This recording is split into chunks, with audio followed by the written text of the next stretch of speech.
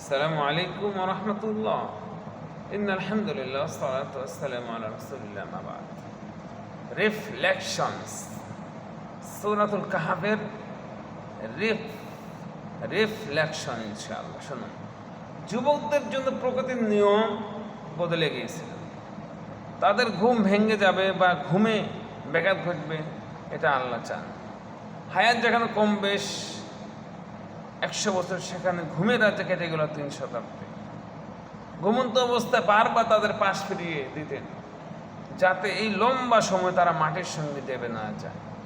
তার মানে আল্লাহর হুকুম যথাযথভাবে মেনে চললে আল্লাহ আপনার জন্য অসম্ভব জিনিসকেও সম্ভব করে দেবেন ইনশাআল্লাহ।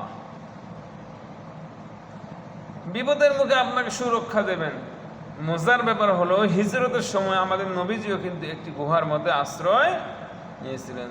তিনি গুহায় ঢোকার পরে একটি মাকড়াসা তরতর করে জাল বনে ফেলে। মাকড়াসা এসে জাল দেখেই কাফেররা ধাঁধায় পড়ে গিয়েছিল। সুতরাং আল্লাহ আমাদের সঙ্গী হয়, আর তাদের কিসের ভয়? আল্লাহ যাদের সঙ্গী তাদের কিসের আমার ভয়? আল্লাহ রব্বুল ইজ্জাত ওয়াল জালাল এমন একজন পাওয়ারফুল, তিনি আমাদের সঙ্গে আছেন। এটা বিশ্বাস করলে ভিতর থেকে একটা শক্তি অনুভব হয়। এই জন্য আসুন আল্লাহর ইবাদত, আল্লাহর দাসত্ব করি, আল্লাহর গোলামি করি।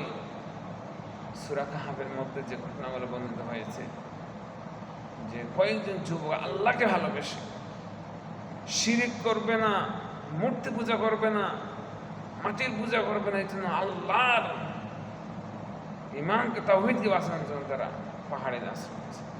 আল্লাহ তাদের কথা বলতেছে। তারা যখন ঘুমিয়ে গেল, আল্লাহকে তাকে একপাশ করে দেয়, যাতে সূর্যের আলো প্রাপ্ত হয়। আবার সূর্য ওই পাশে চলে থাকে, তাদেরকে এই পাশে করে দেয়। এবং কি আল্লাহ তাআলা বলতেছে, তাদেরকে আমি মাঝে মাঝে কি করে দিতাম, ওলট পালট করে দিতাম, ফিরিয়ে দিতাম, যাতে করে মাটির সঙ্গে তাদের কোনো সংযোগ না লাগে। আল্লাহ, হ্যাঁ আল্লাহ, তুমি আমাদের জন্য সুন্দর ফেরেশতা পাঠাও, আমাদের প্রতি দয়া করো, আল্লাহ আমাদের প্রতি রহম করো, আমাদেরকে ইসলামের জন্য কবুল করো, ইমানের জন্য কবুল করো, কোরআনের জন্য কবুল করো। আমিন। সুবহানাল্লাহ। আসসালামু আলাইকুম।